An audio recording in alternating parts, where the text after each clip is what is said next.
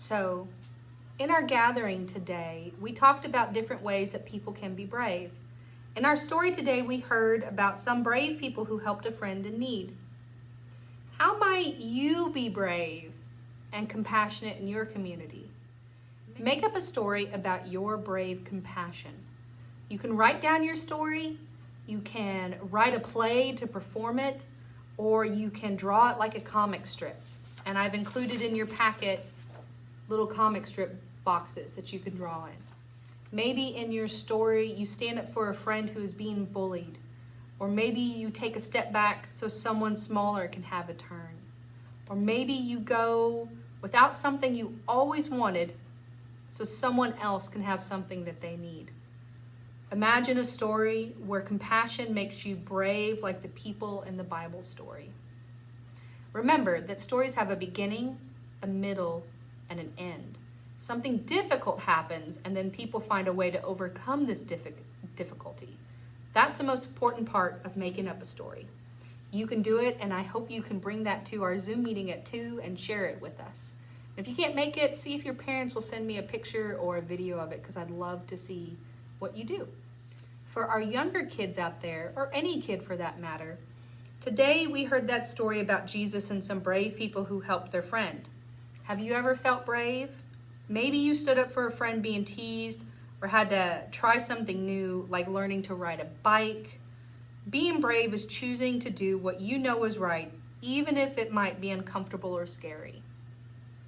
Spreading kindness and showing compassion calls us to be brave.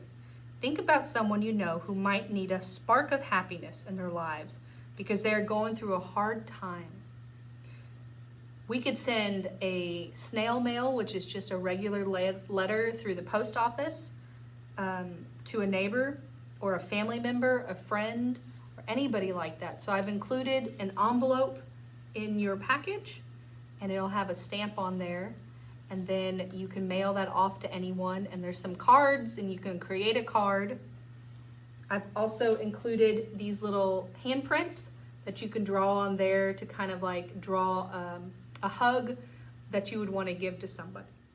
And if you're looking for some addresses of maybe some parishioners at our church that you'd love to reach out to, all of our addresses can be found in Realm with All Saints Episcopal Church, and you can find that on our website at www.allsaintsrussellville.org, and then click on member login. I know that I love getting mail, and so do my kids, so have fun with this activity. And someone else who might enjoy getting some mail or a care package would be our postal service workers. They've been working around the clock under extreme conditions to continue to deliver the mail. So Mother Teresa always said, small acts, great love. So something we can do for day 2 of our compassion camp is compassion in action. And we can write that letter that I was describing to you guys a few minutes ago to someone to show them compassion, where we could say something like, I see your hurt, I feel your hurt with you, and I help to ease your hurt. Maybe you know someone who's lost someone recently, or has battled COVID-19, or is lonely because they can't see their friends at school, they haven't been able to hug their mom and dad in a long time. Let's write a letter of encouragement to someone in our community. You can write a letter and give it to someone at your local grocery store too.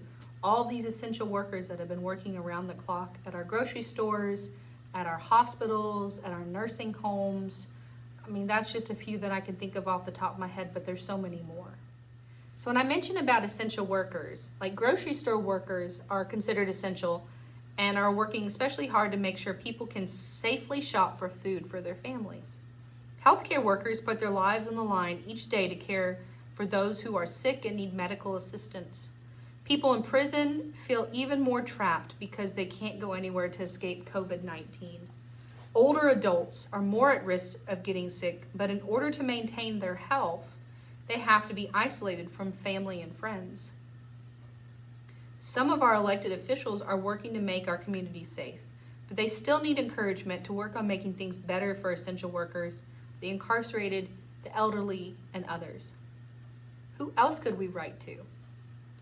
Maybe that police officer who's been working around the clock, or those firefighters and medics who are responding to calls, or our city councilmen and our mayors who are trying to do their best, or our school district, our school board presidents, our teachers, our bus drivers, our sanitary workers that have been picking up trash round the clock to maintain and keep a normalcy in our community. I bet you can think of someone and send a letter to them, and it will touch their hearts in ways that you can never imagine. Many people right now during COVID-19 are scared and lonely, and we can be brave with them. We can show that we are with them, and we can give them a loving word of encouragement so they can feel God's presence at this time. If you're having trouble starting to write your letter, here are some ideas of ways or things that you could say in your letter.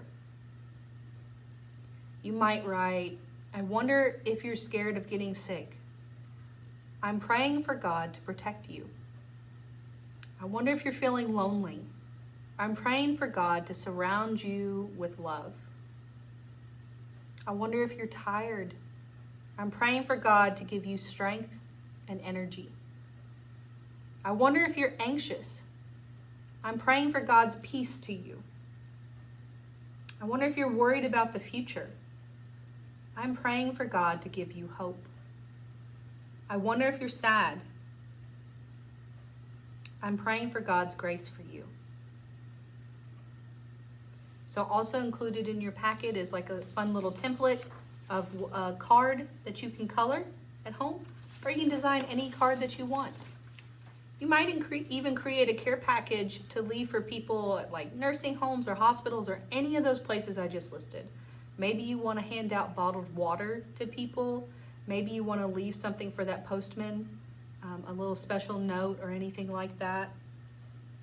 Maybe you want to leave prepackaged snacks or send something. And I would definitely have your parents call ahead to make sure that those things are okay at like the hospitals and stuff. I know All Saints Episcopal Church, we paid for one day for the triage center here in Polk County for them to have a meal. And I called ahead to see how much they needed and then how many people and if there was any kind of restrictions.